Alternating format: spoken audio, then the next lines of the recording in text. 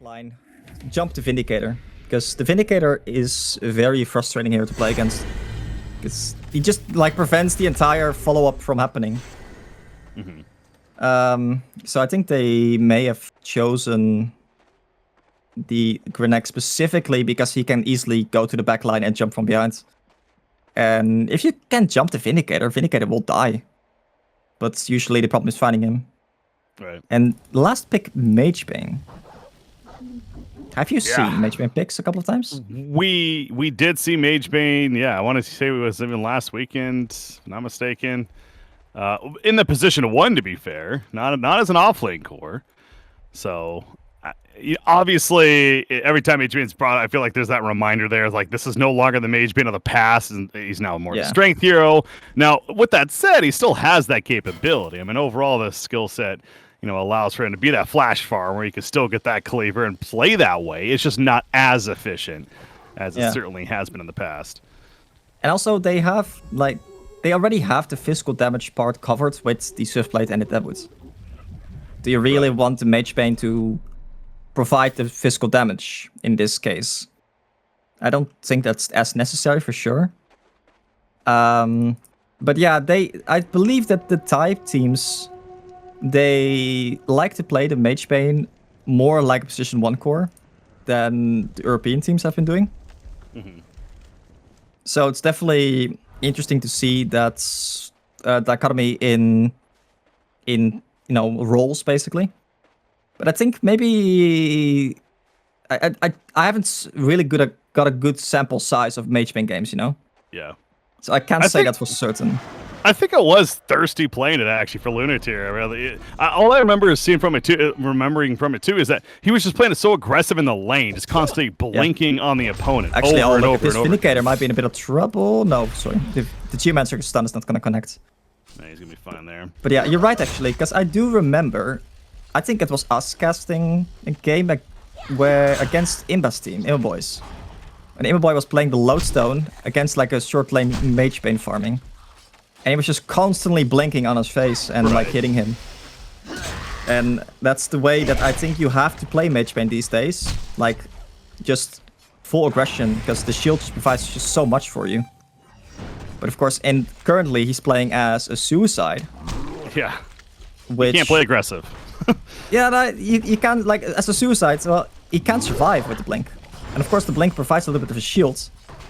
It's just the question of how much can the Magebane do if he doesn't get a lot of farm?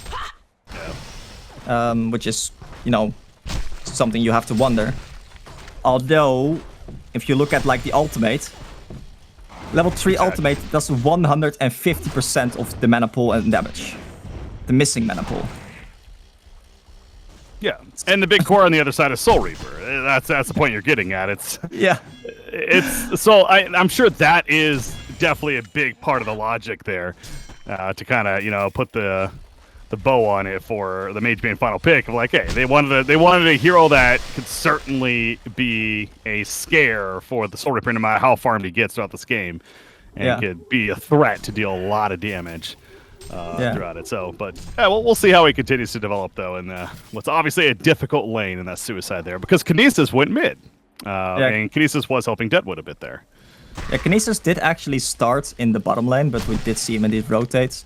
They have vision of him here, but for now I think the Kinesis kind of wants to get the Geomancer stun. But if you see the Geomancer, he's like running rings around the rosy. Not for you. With this Kinesis, trying to not give him that stun. And that's actually that's a big stun on the Vindicator here. Vindicator gets pulled inside of the tower range, takes a couple of tower hits. Geomancer also joining the party, and I think the Vindicator is going to fall here. Yeah, you see there, obviously the jump potential of Grenex, and not necessarily even a lot of damage himself coming out right there. Neat, as you mentioned, the tower doing plenty, and then of course the finish. Not much more you could do as a Swiftblade, trying to support your Vindicator from running away. Not a whole lot of lockdown they got to work with there. So yeah, Kinesis is going to make his way over now, and they might try to go for a play with a 3 versus 2. We'll see if they're successful. If we can get that dig finally. Yeah, they don't have any kind of reveal at the moment, I believe. No, actually, there's a ref ward on the Kinesis. So Kinesis might... the Geomancer is just running away once again. Yeah. Oh, I feel for this Kinesis. This is like the awkwardness of Kinesis. where the hero is very powerful in certain situations. Every now and then, you just have the situation where you're trying to get like one specific spell, and it's just impossible. It's like just hiding. Like when you're playing against the Magpus position 4 or something, he's also doing the same thing. Yeah. In the mid lane, Deadwood is quite a bit ahead of the Meraxes actually. Don't know if that's actually, wow, Kinesis and Soul Reaper going at him. Magebane going low here. Kinesis teleporting in to help Magebane initially, but now Kinesis is the one that's going to be in trouble for sure. Magebane, I mean, Kinesis kind of doing his job still, at least helping to save Magebane, but yeah, you can tell Soul Reaper Monarch not the team presence that it actually provides. But yeah, the reason there that the Kinesis got turned on is because the Magebane just took so much damage.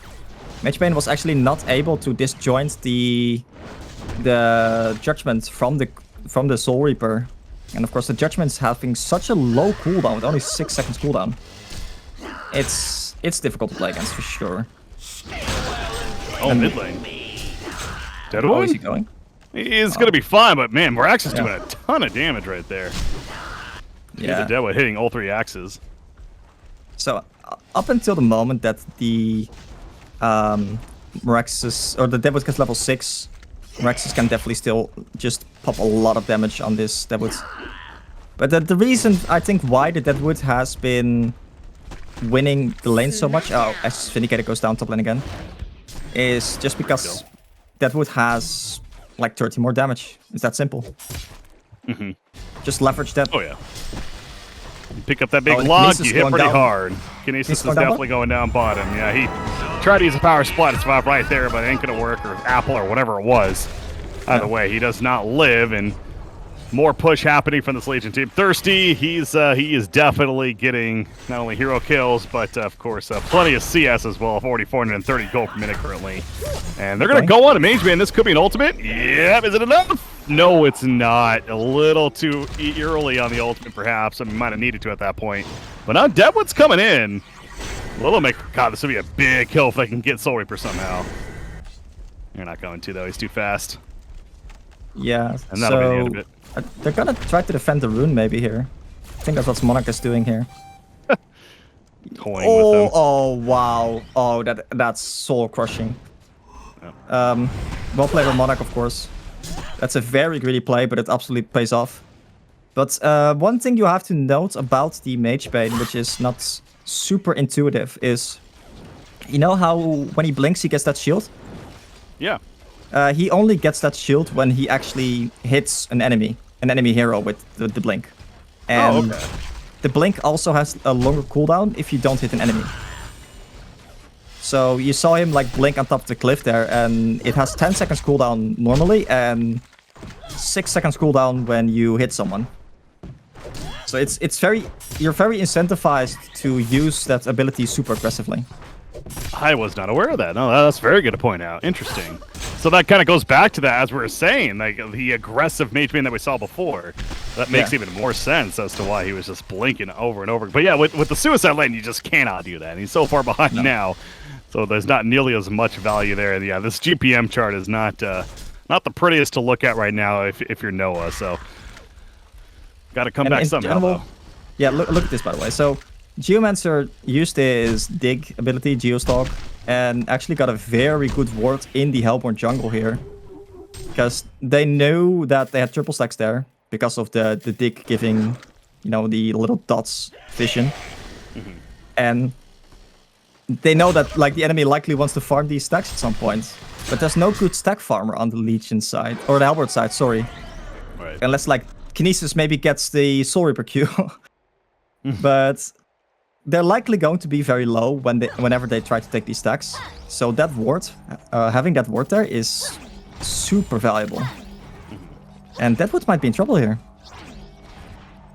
Going for the 8-minute room. It's going to spawn. It gets picked out in front of him, and all of a sudden he realizes he is certainly in trouble.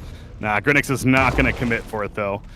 And he'll actually pop a smoke and start running the other way. So Deadwood, he's eager to use it. He has not used his Willowmaker yet. He's obviously tried a couple times, but he has still not used his ultimate. And that just feels bad, man. I mean, he clearly wants to, but to the credit of credit of Lunar tier. They are making it very difficult for him to get anything, but he is going to make his way all the way bottom with this smoke. Yeah. Again, if they can get Soul Reaper, that would be massive, but we'll see if they're able to. Top lane, Swiftblade. Oh, he is going to barely survive, but he's going to have to TP away and gets a regen. But, oh, Deadwood, he just ends up teleporting, so never mind about that. Yeah, so I think the awkwardness was there that, let's say that Deadwood gets his Q off on the Soul Reaper. Soul Reaper can probably just, you know, ultimate the Deadwood before he gets close enough. Sure. So I think porting back is definitely the right choice. Now, Swiftblade is actually rotating over as well. They... In general, the Thai players have been very adamant about defending towers. And we see that here as well, actually. Mageman blinking in. Yeah, they're definitely defending. So slashes, Monarch with the save initially. However, it is not. Oh, actually, well, Kinesis ended up going down right there. Sorry, did end up falling initially, as I was getting at. Anyways, there's a blink further, and no, Grinix getting a little too greedy. They do kill Vindicator, but numbers not too bad for the Hellborn. I mean, taking out the Soul Reaper, you will gladly take that. Now, losing Swiftblade, that's gonna not be the best for them. Maybe take Monarch with him. No, he is gonna try to survive this some way, somehow, but Murphy unable to do so, and sure enough, does fall. So, numbers does end up favoring Lunar tier, but, I mean, Soul Reaper going down, at least gotta feel somewhat good about that. Yeah, because that is definitely the flash farmer that they have, and in general, I think it was 2 for 3, if I'm not mistaken. Yeah, 2 for 3, yeah. Yeah, it's just that the Raxus coming from behind there with the smoke is like it's just really good positioning in general. Because if you talk about like them being there, is the Deadwood was also of course around bottom lane, and also they see them all running over to that area because they have that ward, of course. Oh no. Nick. Deadwood, oh, you had mentioned this earlier. They don't really have the best stack taker, and Deadwood's like, well, I'll give my shot at it, but there's that ward. That ward coming into play. Grinix is like, yep, gonna go ahead and hunt you down and make an easy kill take place. So they're just, it's just so fluid with their movement. I mean, you're able to observe and call it. They just, they execute on it, and it's, again, it continues to be impressive to watch. Certainly for Lunar tier. But let's go back to like the last team fight. Meraxis ran all the way from the mid lane with a smoke to behind the outer tower. Meanwhile, Deadwood ran middle when he ported out from the bottom lane, instead of like going bottom as well or something. And that I think is one thing that like the Lunar tier team seems to leverage a lot, very well. They always seem to have more people. So maybe they just have like 6 people on the team. I don't know. Oh, look at this. 2 minutes ultimate. He tries to take some farm. I mean, why not? Hey, there's 4 Hellborn heroes here trying to farm that, and yeah, might as well use the ultimate to discourage them and take a little bit if you can. So no, but like this, it's like he dug in there, so they didn't actually see, you know, him place that ward. But just being aware that they make the stacks and that you have to place that ward is either good callouts or good awareness, or, you know, I don't know what's going on in the team calls, but they do it very well. You just need someone to do it. Right. And someone has to, you know, make the effort to go there and place that ward. They know what the enemy wants to do, and they know how they can prevent them from doing that. So in general, right now, the Hellborn side is just not really farming that well. And they continue to prevent for them to farm, because while the Deadwood was doing very well in the mid lane compared to the Meraxis, currently the Meraxis is doing a lot better than the Deadwood.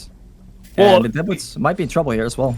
Yeah, he spent, I mean, he got level 6, he started rotating, but he spent a good 3 minutes there, 3 to 4 minutes, I want to say, just kind of moving around, trying to make plays. But he just wasn't able to get anything. Because, again, Lunar tier did a great job of reacting to it, and then we saw what happened with him trying to take some stacks in the jungle, so suddenly he's not doing so well. And meanwhile, Soul Reaper, by the way, is going to finish the Mock of Brilliance at 13 minutes into the game, and that's... yeah, that's a 13-minute mock with Ghost Marcher's Blood Chalice. I would say that's pretty damn good for the Soul Reaper right here. Yeah, it's a bit greedy, of course, because you still die really easily if they catch you, but I mean, if you don't get caught, then it's a really good play. Greed pays off, yeah. Yeah.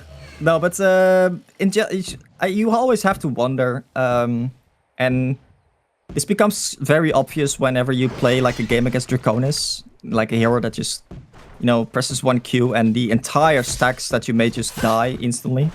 Right. It's not always good to make stacks. And Sure. I think that it's, in general, like you think as a player, well, if I can make stacks, I should try to make them because, stacks good.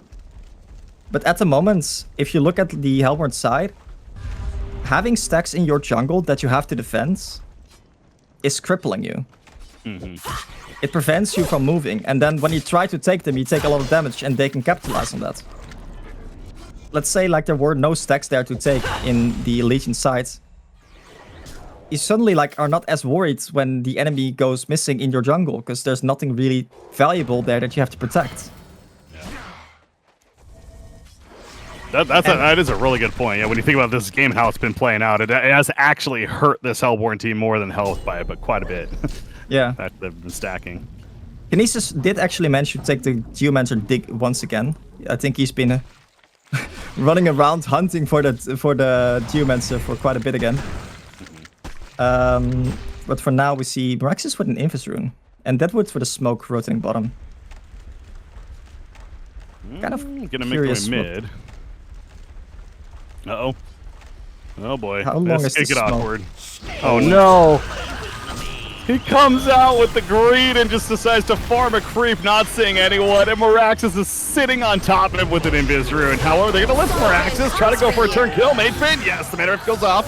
They do take out Meraxis. Now they're going for critics, but no, he's gonna be healed up, and here comes Soul Reaper with that Mocker Brilliance, the heal spam. Mage Bane just has to blink out. Swiftblade dying in the midst of that as well. After using those Swift Slashes to help with that initial kill, they also catch up to Kinesis, so again, a really funky and awkward start for the Deadwood. Yes, they did kill Meraxis, but 2 more fall in return. And we're definitely just seeing the farm advantage certainly kicking in more and more for a Lunar tier. Yeah, and the Deadwood is just not able to find his prey this game. It's been, I think, the continuous story of this game. With, I'll say both Kinesis and Deadwood just not finding his position. Or they're not finding a place where they want to be, where they can just kind of do their thing. I talked about this with Volka a little bit in the last game. So Deadwood, prior to the buff that he got, I think it was a couple of months ago now. Deadwood was often played as position 4, where you use the long range on the Rotom Grasp to initiate stuff and kind of set up kills that way and just roam around. Yeah. It's not really being played that often anymore. Oh, Grenix going in. Soulcran comes for you. I mean, yeah, that's just Grinix finding a Clothy and shredding him to pieces. What else is new? Might find another one here in Vindicator. And Swiftblade. Oh my god, that stun. Oh my god. You kind of just feel bad for the entity. They just GG. It clearly is just gotten out of hand, and Lunar tier is. They did not drop. I wasn't able to 100% confirm, but did they drop another game this whole tournament again or no? I don't think so. So they were definitely the winners of the winner brackets.